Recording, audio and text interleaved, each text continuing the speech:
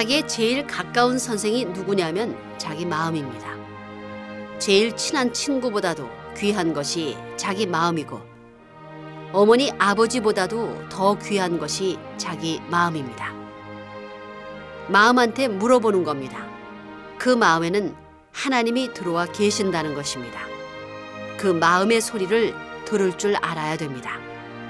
그 자리까지 들어가야 됩니다. 불교로 말하면 지성을 맑혀야 된다는 말입니다.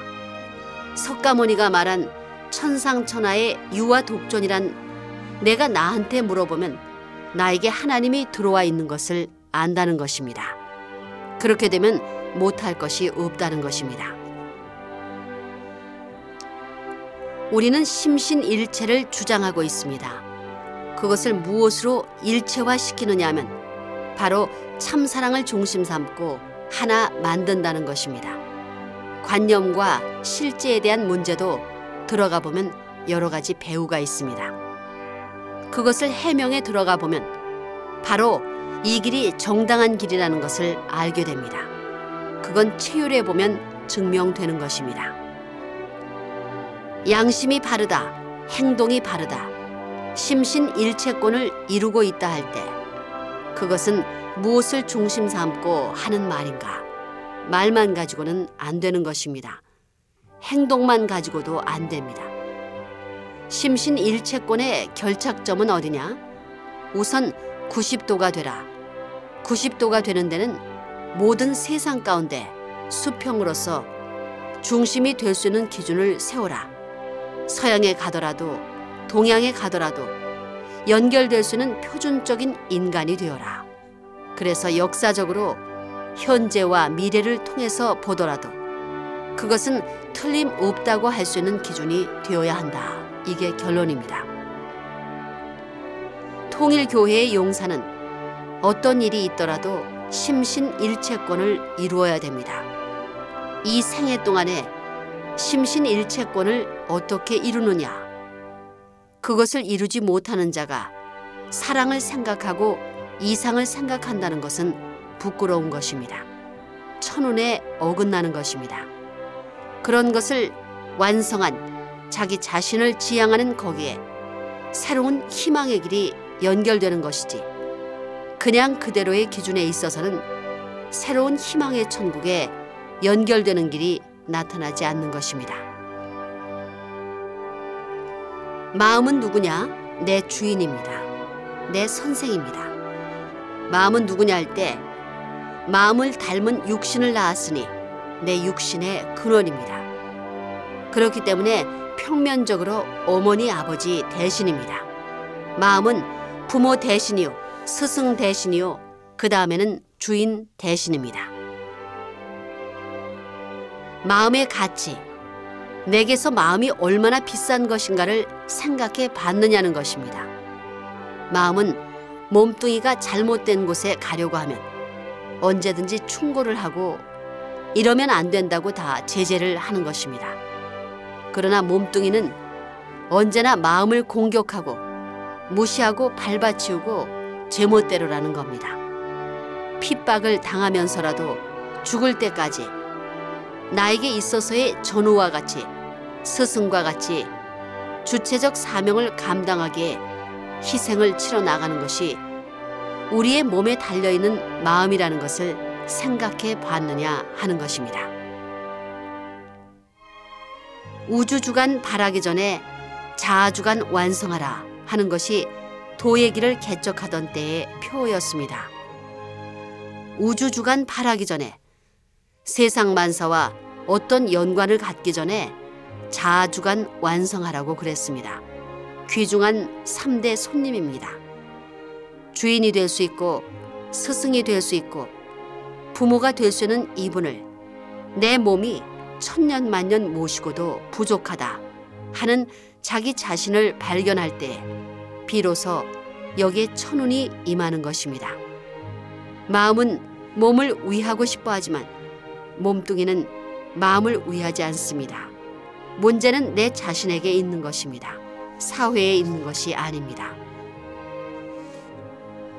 이처럼 마음은 참된 주인의 모습을 지니고 나를 보호하려는데도 배반한 이 육신, 우주로부터 점지해받은 하나밖에 없는 귀한 스승인데도 불구하고 이 선생님을 여지없이 천대한 이 육신, 또 내 본연의 사랑의 마음을 이을 수 있게끔 부모 대신 보내진 양심을 여지없이 유린한 이 육신입니다.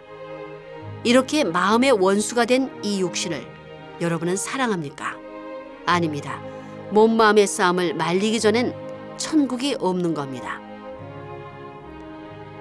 하나님은 누구 닮았다고요? 남자, 여자, 우리를 닮았습니다. 여러분 마음이 보이지 않죠? 하나님도 마찬가지입니다. 하나님이 영적인 입장에서 보게 되면 하나님도 채가 없습니다. 아담 완성이 이루어지지 않아 채가 지금까지 없다는 것입니다. 마음 같은 우주에 마음 같은 주인, 마음 같은 스승 혹은 관리자, 마음 같은 부모로 있습니다. 마음은 여러분의 파수꾼이 되어가지고 밤이나 낮이나 여러분을 지켜주고 여러분을 쉬지 못하게 자꾸 선한 일을 해라, 선한 일을 해라 하는 것입니다. 그러니 얼마나 필요하겠어요.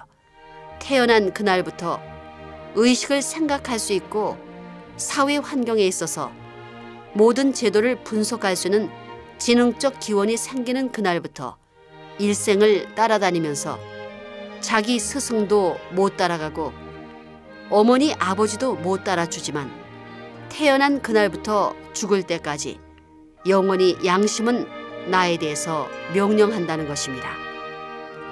여러분의 몸과 마음의 통일도 참사랑이 아니면 안 됩니다.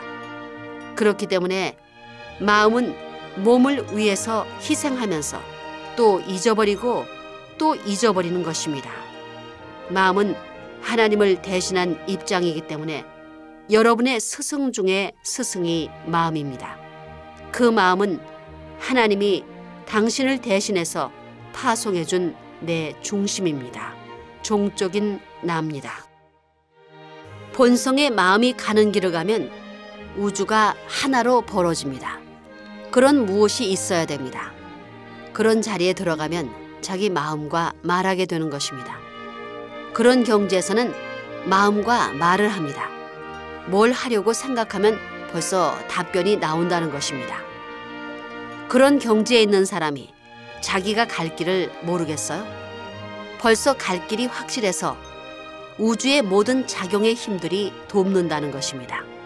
손을 끌고 시험장에 들어가게 되면 벌써 모든 것이 협조한다는 것입니다. 그래야 큰 일을 할 수 있는 것입니다.